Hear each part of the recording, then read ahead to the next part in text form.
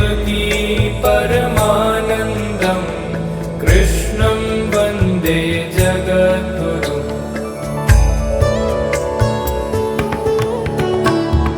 अतसि पुष्पसङ्काशं हारनूपुरशोभितं रत्नकङ्कणकेयूरं कृष्णं वन्दे जगद्गुरुम्।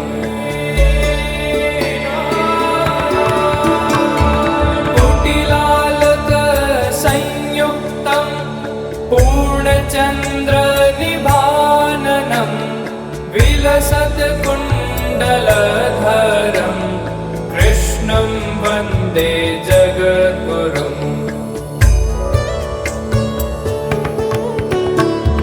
मन्दारगन्धसंयुक्तं चारुहासं चतुर्भुजं बहिर्पिञ्छावचूडाङ्गं कृष्णं वन्दे जगद्गुरुम्।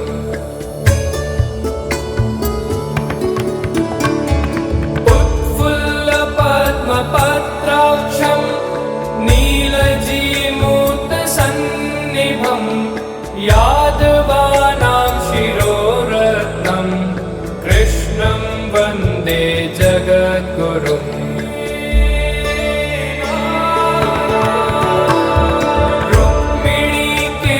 रुक्मिणीकेलिसंयुक्तं पीताम्बरसुशोभितम् अवाप्ततुलसीगन्धं कृष्णं वन्दे जगद्गुरुम्।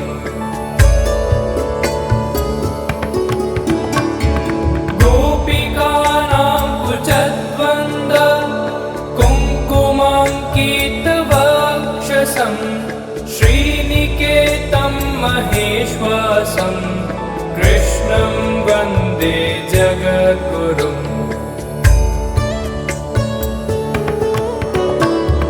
श्रीवत्साङ्कं महोरस्कं वनमालाविराजितं शङ्खचक्रधरं देवं कृष्णं वन्दे जगद्गुरुम्।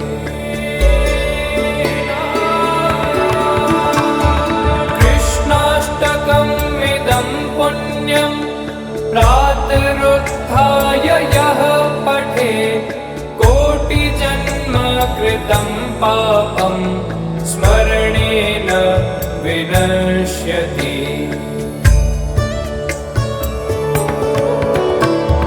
वसुदेवसुतं देवं कंसचाणूरमर्दनं देवकी परमानन्दं कृष्णं वन्दे जगद्गुरुम्।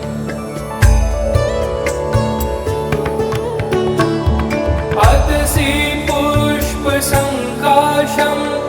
हारनूपुरशोभितं रत्नकङ्कणकेयूरं कृष्णं वन्दे जगद्गुरुम्।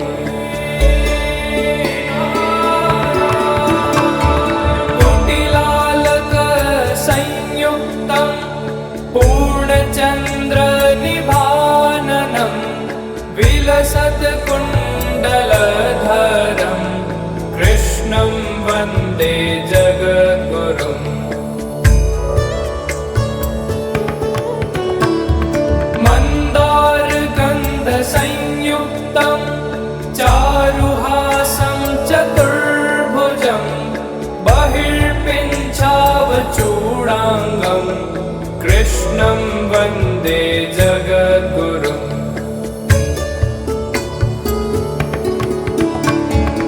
उत्फुल्लपद्मपत्राक्षं नीलजीमूतसन्निभं यादवानां शिरोरत्नं कृष्णं वन्दे जगद्गुरुम्।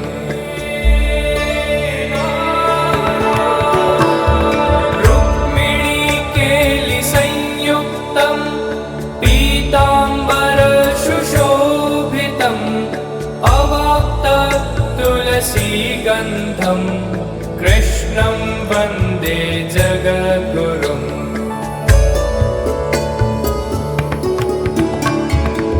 गोपिकानां कुचद्वन्द कुङ्कुमाङ्कितवक्षसं श्रीनिकेतं महेश्वासं कृष्णं वन्दे जगद्गुरुम्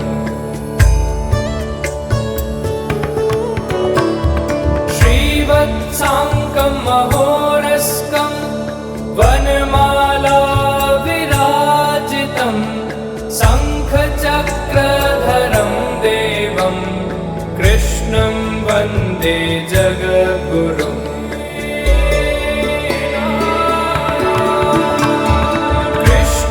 कृष्णाष्टकमिदं पुण्यं प्रातरुत्थाय यः पठेत् कोटिजन्मकृतं पापं स्मरणेन विनश्यति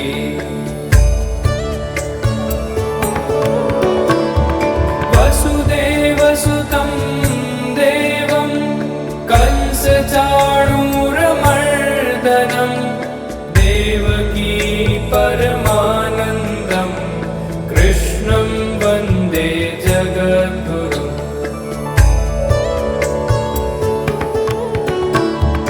अतसि पुष्पसङ्काशं हारनूपुरशोभितं रत्नकङ्कणकेयूरं कृष्णं वन्दे जगद्गुरुम्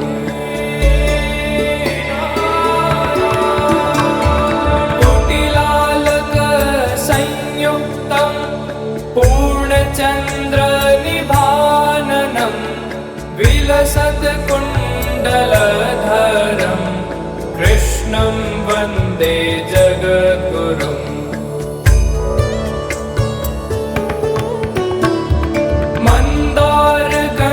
मन्दारगन्धसंयुक्तं चारुहासं चतुर्भुजं बहिर्पिञ्छावचूडाङ्गं कृष्णं वन्दे जगद्गुरुम्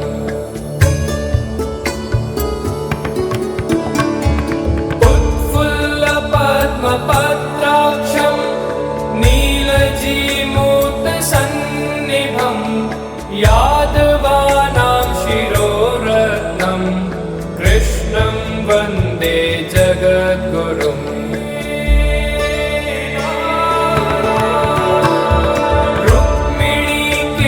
रुक्मिणीकेलिसंयुक्तं पीताम्बरसुशोभितम् अवाप्ततुलसीगन्धं कृष्णं वन्दे जगद्गुरुम्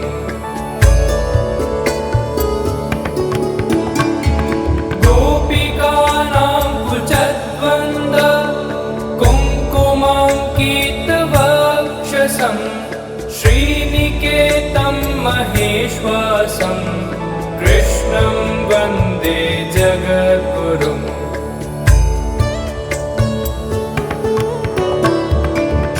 श्रीवत्साङ्कं महोरस्कं वनमाला विराजितं शङ्खचक्रधरं देवं कृष्णं वन्दे जगद्गुरुम्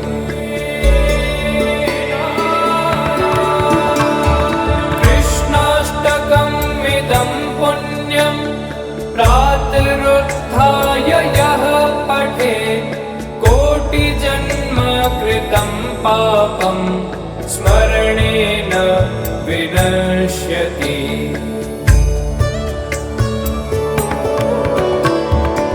वसुदेवसुतं देवं कंसचाणूरमर्दनं देवकी परमानन्दं कृष्णं वन्दे जगद्गुरुम्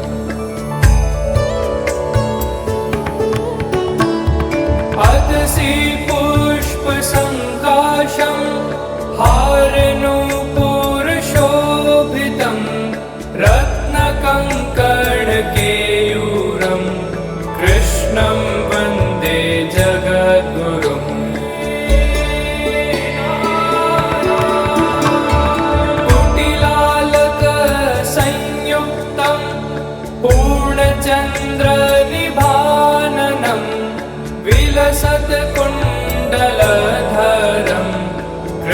कृष्णं वन्दे जगद्गुरुम्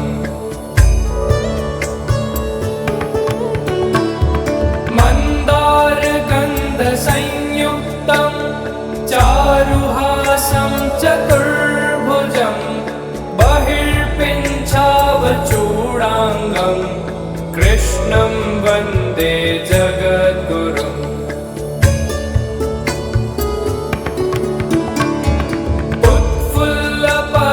उत्फुल्लपद्मपत्राक्षं नीलजीमूतसन्निभं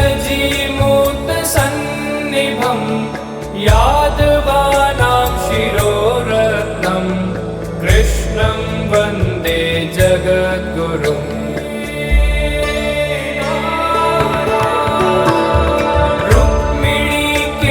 रुक्मिणीकेलिसंयुक्तं पीताम्बरसुशोभितम् अवाप्ततुलसीगन्धं कृष्णं वन्दे जगद्गुरुम्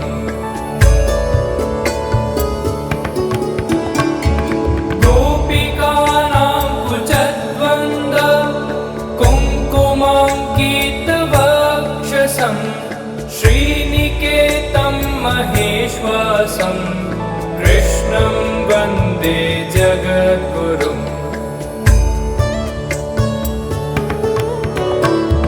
श्रीवत्साङ्कं महोरस्कं वनमाला विराजितं शङ्खचक्रधरं देवं कृष्णं वन्दे जगद्गुरुम्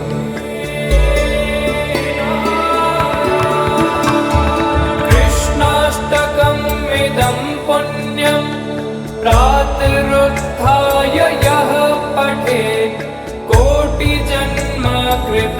पापं स्मरणेन विनश्यति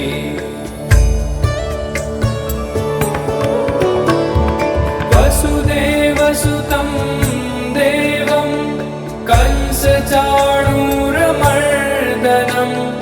देवकी परमानन्दं कृष्णं वन्दे जगद्गुरुम्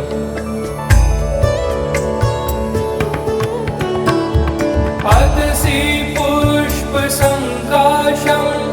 हारनूपुरशोभितं रत्नकङ्कणकेयूरं कृष्णं वन्दे जगद्गुरुम्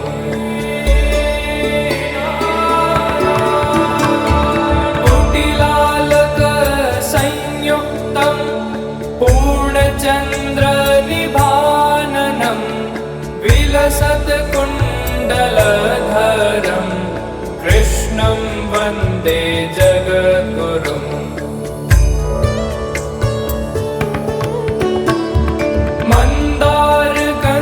मन्दारगन्धसंयुक्तं चारुहासं चतुर्भुजं बहिर्पिञ्छावचूडाङ्गं कृष्णं वन्दे जगद्गुरुम्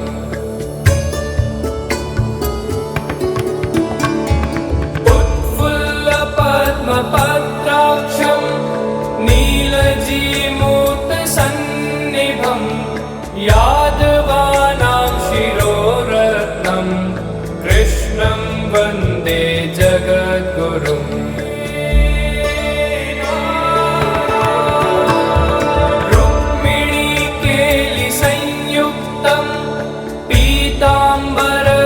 पीताम्बरसुशोभितम् अवाप्ततुलसीगन्धं कृष्णं वन्दे जगद्गुरुम्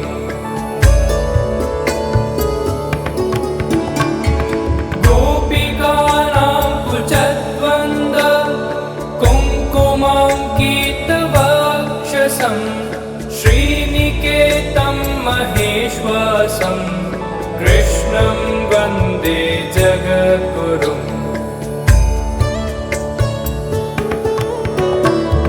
श्रीवत्साङ्कं महोरस्कं वनमाला विराजितं शङ्खचक्रधरं देवं कृष्णं वन्दे जगद्गुरुम्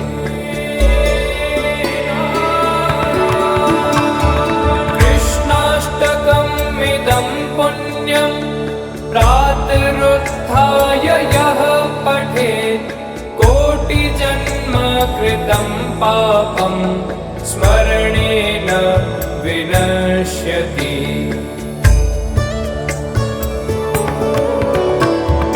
वसुदेवसुतं देवं कंसचाणूरमर्दनं देवकी परमानन्दं कृष्णं वन्दे जगद्गुरुम्।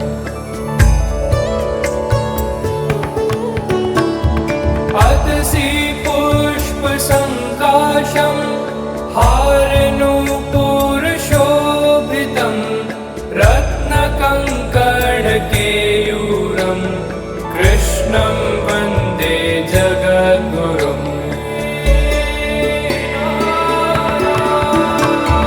कुटिलालकसंयुक्तं पूर्णचन्द्रनिभाननं विलसत्कुण्डलधरं कृष्णं वन्दे जगद्गुरुम्। मन्दारगन्धसंयुक्तं चारुहासं चतुर्भुजं बहिर्पिञ्छावचूडाङ्गं कृष्णं वन्दे जगद्गुरुम्।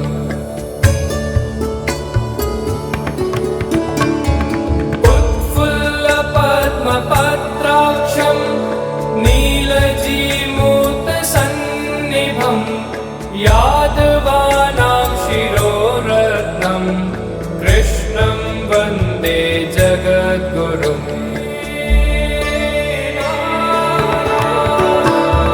रुक्मिणीकेलिसंयुक्तं पीताम्बरसुशोभितं अवाप्ततुलसीगन्धं कृष्णं वन्दे जगद्गुरुम्।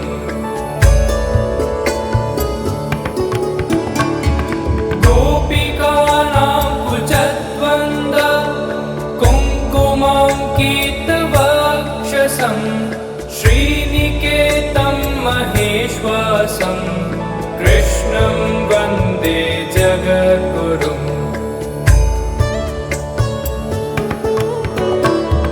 श्रीवत्साङ्कं महोरस्कं वनमाला विराजितं शङ्खचक्रधरं देवं कृष्णं वन्दे जगद्गुरुम्।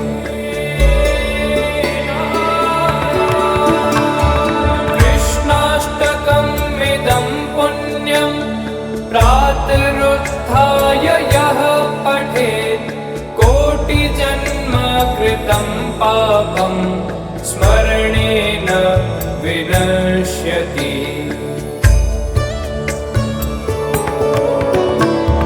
वसुदेवसुतं देवं कंसचाणूरमर्दनं देवकी परमानन्दं कृष्णं वन्दे जगद्गुरुम्।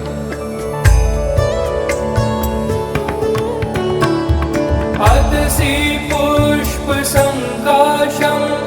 हारनूपुरशोभितं रत्नकङ्कणकेयूरं कृष्णं वन्दे जगद्गुरुम्।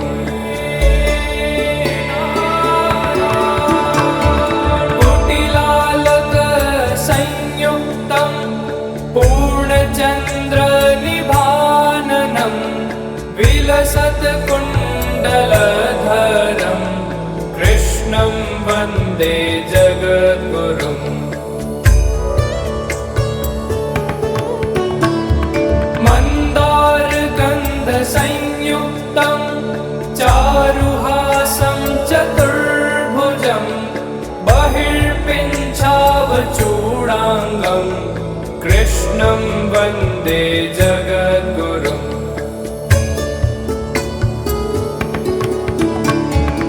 उत्फुल्लपद्मपत्राक्षं नीलजीमूतसन्निभं यादवानां शिरोरत्नं कृष्णं वन्दे जगद्गुरुम्।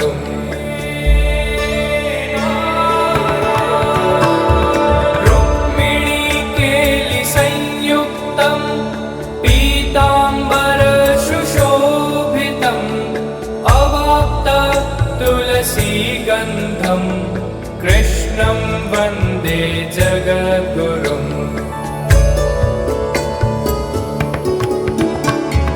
गोपिकानां कुचद्वन्द कुङ्कुमाङ्कितवक्षसं श्रीनिकेतं महेश्वासं कृष्णं वन्दे जगद्गुरुम्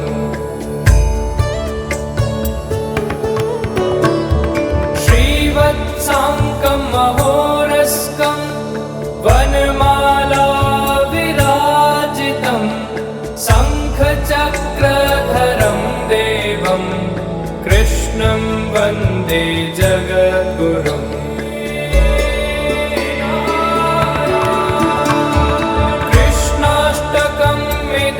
पुण्यं प्रातरुत्थाय यः पठेत् कोटिजन्म कृतं पापं स्मरणेन विनश्यति।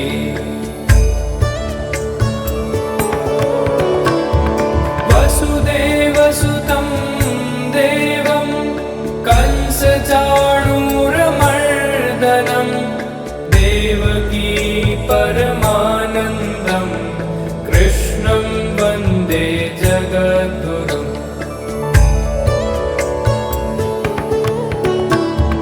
अतसि पुष्पसङ्काशं हारनूपुरशोभितं रत्नकङ्कणकेयूरं कृष्णं वन्दे जगद्गुरुम्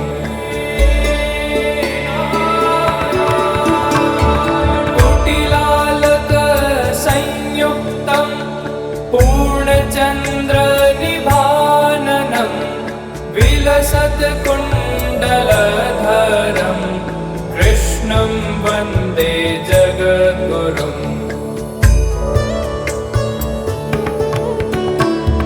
मन्दारगन्धसंयुक्तं चारुहासं चतुर्भुजं बहिर्पिञ्छावचूडाङ्गं कृष्णं वन्दे जगद्गुरुम्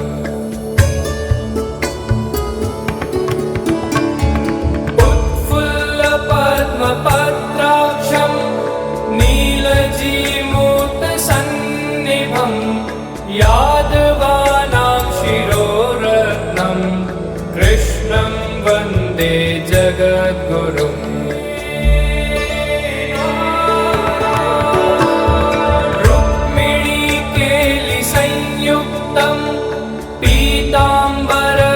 पीताम्बरसुशोभितम् अवाप्ततुलसीगन्धं कृष्णं वन्दे जगद्गुरुम्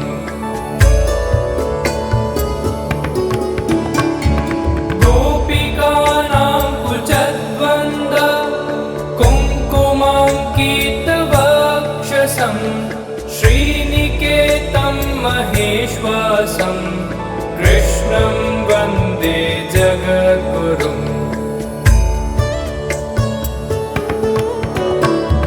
श्रीवत्साङ्कं महोरस्कं वनमाला विराजितं शङ्खचक्रधरं देवं कृष्णं वन्दे जगद्गुरुम्